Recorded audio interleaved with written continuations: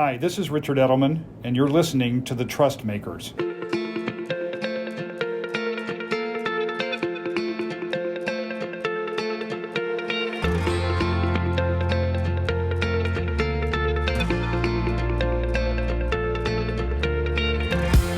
Hi, I'm Justin Blake, Executive Director of the Edelman Trust Institute and Global Chair of Executive Positioning at Edelman. As social media has grown in power and popularity, misinformation has also spread. And that misinformation has thrived in increasingly polarized societies. As a partial result, trust in media has fallen over the past decade.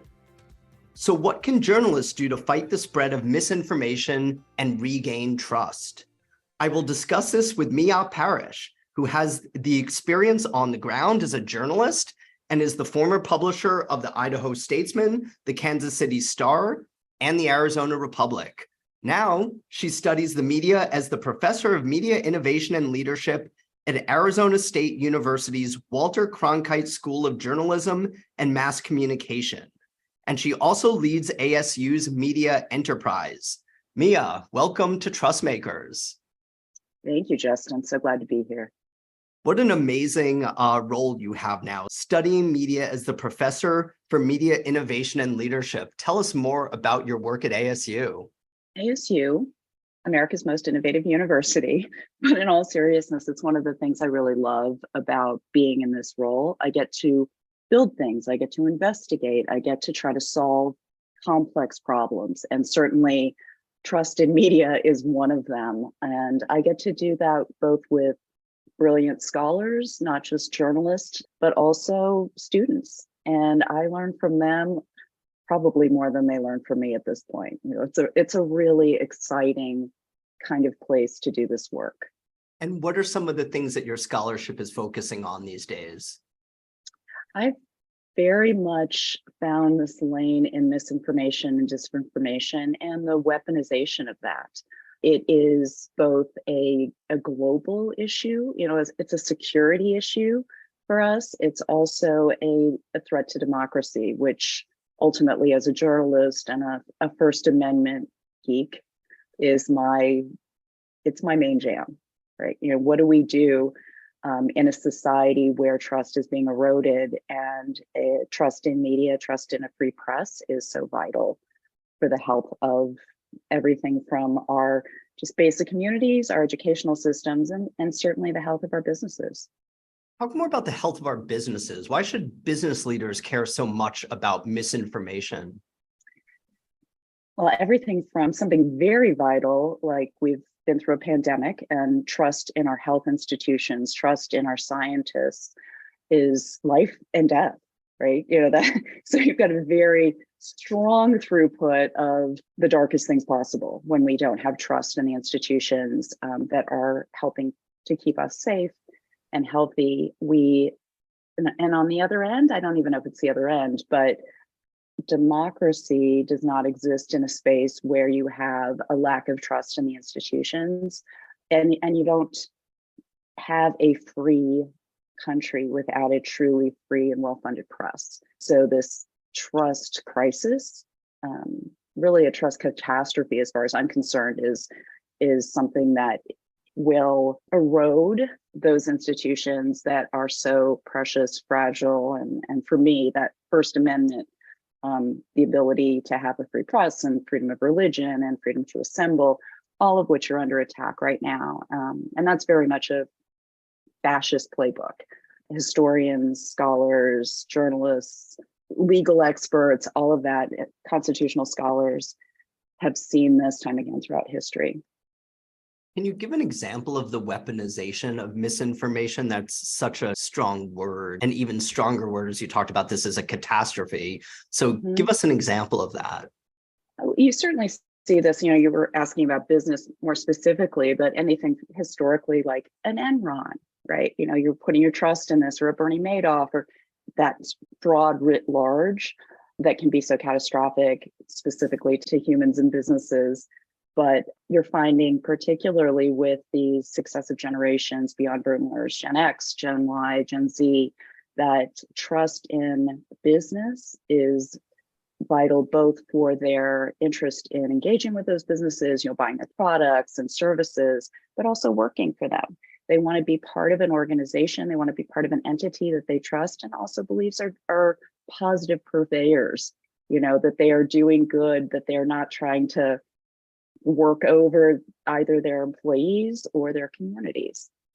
Sticking on Gen Z, I'm curious about this idea of wanting business to be positive purveyors. Do you think that's specific to Gen Z, or is that kind of specific to the age? Looking at some of your students, for example, is that something that just is always the case with people entering the workforce, that they are very belief driven in the employers they want to work for? Or do you think something's actually shifted? Educated guess is, it is different. It's different. I mean, you had a time, just imagine that there are 0 undergrads who are not digital natives.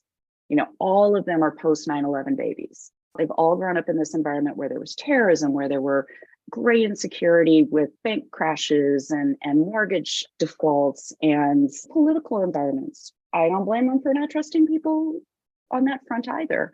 And there also is continuing to be a concerted effort on the part of bad actors to push a narrative of fake news, of lack of trust in institutions, in government, in education.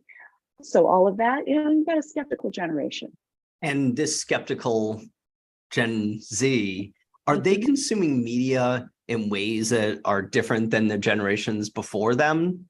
Vastly, wildly, and even journalism students, right? You would sort of anticipate the journalism students at least would be reading their local newspaper, the New York Times, sort of those classic traditional things, but we don't really have the traditional monolithic, and we haven't for a long time, that Walter Cronkite voice. And they are bombarded with so many different voices, but also different ways to consume, and ways that are easier to consume, maybe not better. Reading is the hardest way to consume information, and there is a literacy crisis. It is much easier for people to consume through video, and you're seeing that with obviously the rise in things like TikTok.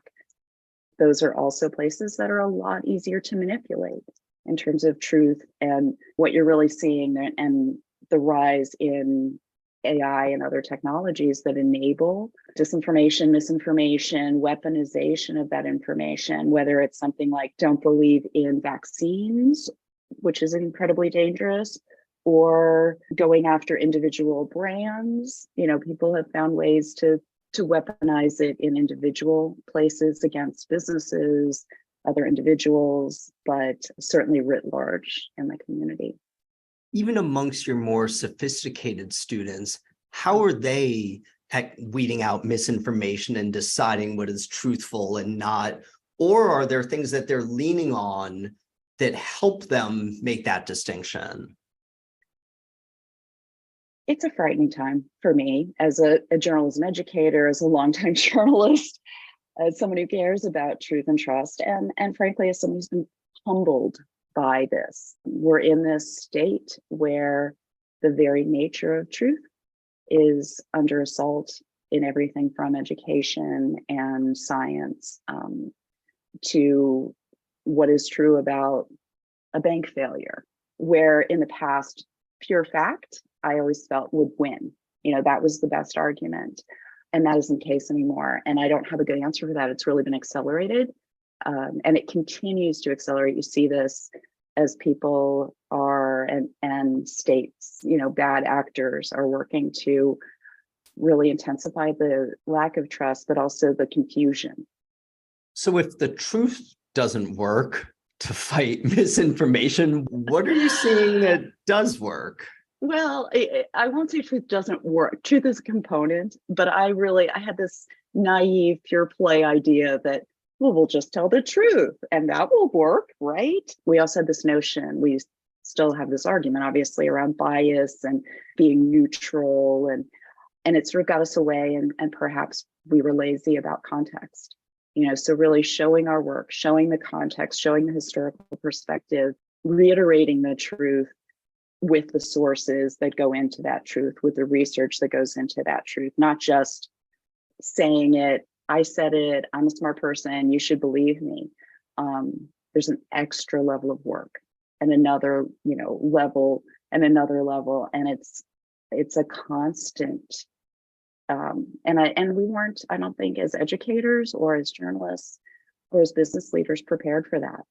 We were used to people believing us, and there were some of us who were not worthy of being believed, and we are all suffering for that. So have you seen a good example of journalism or an information resource that does a good job of providing the context and perspective? Most of the more successful ones are focused niche areas. So, you become the credible, trusted source for political news. An example is for health news is Stat out of Boston, for example. There are examples like that where all of their juju is aimed at this, and they're working and very transparent about the researchers they work with, about their methodology around how they report these studies. And it's not that other purveyors don't do this, but in those very specific areas, and it creates an environment where like, okay, if I want to know about vaccines, about COVID, I'm going to go to Stat, or I'm going to go to Ed Yong at the New Yorker, who's a Pulitzer Prize winner in this space. So you're seeing more of this individualized, like, okay, I can trust this, I can trust this company because they have done these actions. They're really walking the walk. And I think in the case of businesses, media, education, you really have to show your work and do it all throughout. I love this idea of certain media brands within niche areas like Stat or certain true expert sources. I'm also thinking back to what you were talking about in terms of Gen Z and some of their media habits. Is there a mismatch there? Do you find some of even the more sophisticated Gen Z media consumers, are they going to media brands? Are they going to certain influencers? That might seem to make a little more sense for Gen Z. Right. The research does show that in a time of great confusion, people trust the people they know, which is not always awesome, right? I heard it on the internet. My cousin sister's niece said, and you can only hope your cousin sister's niece is a researcher in immunology. And I see even my journalism students, like I said, not reading the New York Times, but I saw this really cool thing on North Korea on TikTok. So how do I help them learn and share how to tell what is true? Are you seeing brands or companies or journalists or media companies that have actually then been able to use them in a very positive way that connects with Gen Z and still provides, whether it be context or important information, or at least the baseline of facts? There is some of that. And I, again, go back to those targeted niche segments. I see those as being more viable and more trusted. That doesn't mean that the New York Times isn't trustworthy, but those broad interest mainstream publications, it's harder because there are so many ways in which you can make a mistake, and even the smallest mistake or the smallest misstep or the smallest embarrassing thing, or being tone deaf in some way, especially with this generation. Does the intention in terms of people who are trying to mislead versus those who are trying to put forth information and make a mistake, do those intentions matter when you're trying to build trust?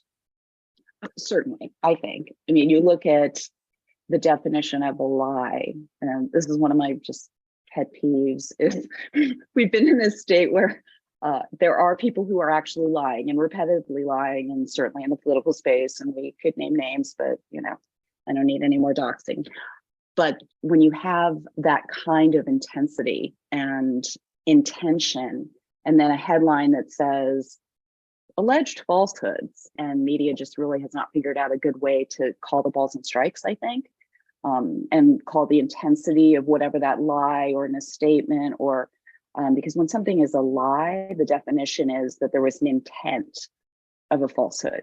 Falsehood is it isn't true, but maybe you didn't really mean to be harmful, or you didn't know it wasn't true, or it wasn't that big a deal. we've gotten so far past what a lie is that it's really hard to figure out how to balance. It's hard to figure out how to report that. It's hard to figure out how to convey that intensity level. It's just the scale has gotten completely out of whack from what we're used to. What I was brought up to figure out how to report. It's an interesting distinction. Right. We're not supposed to call people liars, right? There are things like that have gotten in the way of us calling the balls and strikes. Calling out lies. You talked a little bit about the role that media can play. I'm curious, do you feel at a time when, paraphrasing what you said earlier, democracy is in peril and risk, do business leaders have an imperative to call out lies as well? Or at what point should they be calling out lies or misinformation? It's a struggle right now. And I know that has not historically been a place. Occasionally you will have businesses throughout history who have stood up and said, I'm going to evacuate these Jews. But those are like very specific small moments of almost individual heroism, to stand up against some great oppression, because that isn't really our role as business leaders to protect democracy, right? That's not what you're thinking is the thing, but it is both because our communities, our workers, our colleagues are demanding a level of honesty in society, in our workspaces, in the people we do business with. And so it does become an imperative. And I think we saw a moment of that with George Floyd's assassination. That was a very big turning point for me in the business community, as a business leader, as someone, not just as a journalist, to sort of shake my fellow business leaders and say, hey, do we want to just let this pass? And both externally for our business, but also internally for the people that we employ. Do they want to be part of an organization that lets it pass or tacitly agrees, and in some ways are complicit? That's a very hard place because not everybody agrees. As the trust barometer says, this is a very important part of trust in a community. And I've forced and maybe not been so popular with some of my fellow business leaders and saying we should say we don't think discrimination is good. Homophobia is bad. Racism is bad. This isn't what we stand for. It's an uncomfortable place though. Behind closed doors, when business leaders don't want to take some of the stands that you're encouraging them to do, what is the reasoning they give you? Well, sure easier to not make a fuss. I mean, really. And we had an incident a couple of years ago here in Arizona during Me Too, where a legislator, the head of the Appropriations Committee, one of his fellow legislators accused him of sexual harassment. And it turned out he had sexually harassed me when I was the head of the newspaper and interns. And once it came out, it just snowballs. And the business community, I'm part of a large CEO organization, and we were having a discussion. People are calling for his resignation. People are calling for him to apologize. And there were business leaders who said, can somebody just give him a job and get him out of there? Some of them said, can we just ignore this? Will this just go away? Can we have somebody else deal with it? And in that case, certainly I had been a recipient or, on the receiving end of this crap from this politician. And I said, this isn't who any of you are. None of you would act like this in your business. None of you would stand for this in your business. None of you would stand for this for your daughter, your wife, your sister, your cousin, your employee to be treated like this. And this isn't who Arizona is. This isn't who we are as business leaders and a community. And if we don't say that we don't support this, if we don't say we will not give money to support the campaigns of people who act like this, then we're complicit. And that was the first time that we had that kind of conversation. Do you feel like you coming out bravely and telling your personal story helped lead to a different outcome? Oh, for sure. In that case, absolutely. And it was not a wildly popular thing for me to do personally, But I wrote about this particular incident, which was quite something, sexual and racist and all sorts of awfulness. But I wrote about it, and the following day he was pulled from all of his committee assignments in the legislature. And they said it was because I came out and said, yeah, this did happen and these things are happening. And I had a lawyer with me when this happened. And eventually he was forced out. Yeah. He was the first legislator in the country to be forced out over Me Too, and the first to be forced out in the Arizona legislature in almost 100 years. Well, I also know that one of the whiplash effects of you coming out, telling your story, aside from the better outcome and the proper outcome, there's also something very personal that happened to you, and I think has happened to you several times in your career. You alluded to it earlier in this conversation. You said, I don't need more doxing. Can you just tell our listeners, for those who don't know what doxing is, what is doxing and what does it feel like to be the recipient of that? I think that's something that most of our listeners, I hope for their sake, cannot relate to it all. But can you just talk a little bit about that? Sure. So on the face of it, doxing is, a social media, a digital assault where people are threatening you, but specifically targeting you and your family with sharing public information. So several times in my career, I've had people post pictures of my car and my parking space with, I hope nobody blows up your car. Here's a picture and an address of your home, and, it looks like your husband's home alone. So it's that kind of threat. It happens. There is research behind this. It is much more likely to happen to women, particularly women of color, and women of color in industries that are traditionally male.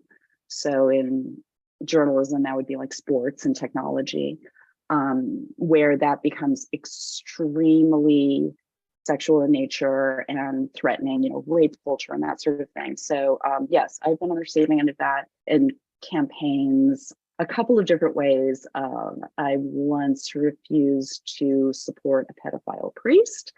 Didn't really want to give him a pass, and an activist wing of the Catholic Church, they doxed me for months and threatened to kill me and all of that. We at the Arizona Republic endorsed a Democrat for president for the first time in its history. It's the only newspaper in the country that had never endorsed a Democrat. The Republic hadn't even endorsed Franklin Roosevelt. So, it was a very, very, very Republican editorial board.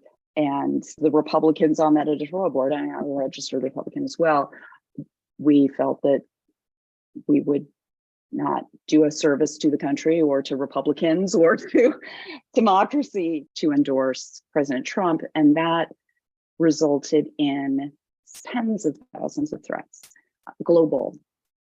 And included threats from now former President Trump himself against me, against individual editors. It's a scary place, right? Especially nowadays, because they can reach you anywhere at any time. And we're seeing that, and that was not always the case.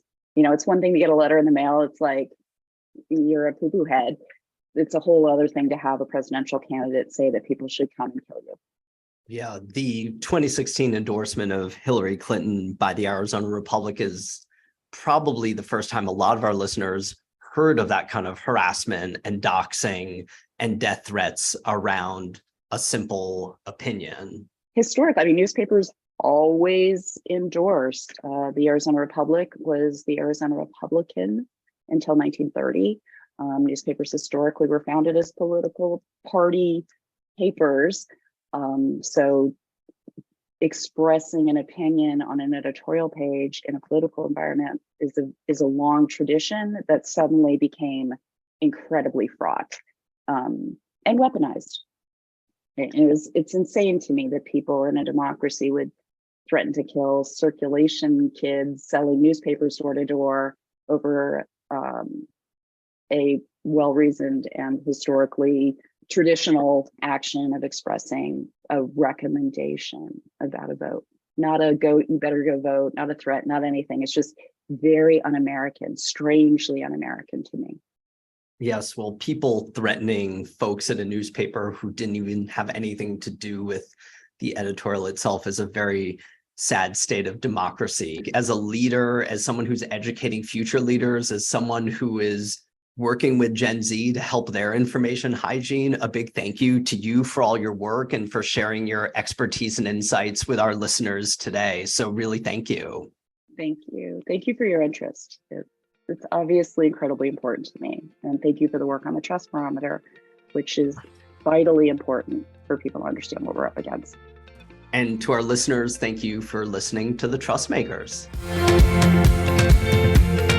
Thank you for tuning into the Trust Makers, an Edelman podcast in partnership with Advertising Week, where we speak with leaders and other trust builders across institutions.